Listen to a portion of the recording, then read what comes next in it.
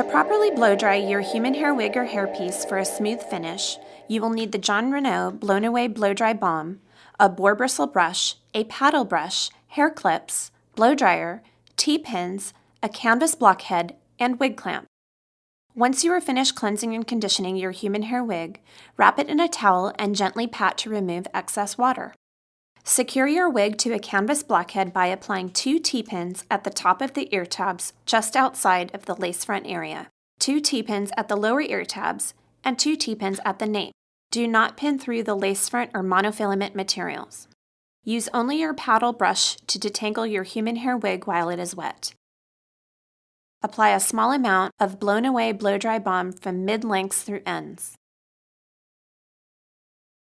Using a round boar bristle brush, work in 2-inch sections starting at the nape. Blow dry in a downward motion to smooth and direct hair as well as smooth the cuticle. Apply a cool shot at the end to lock in style.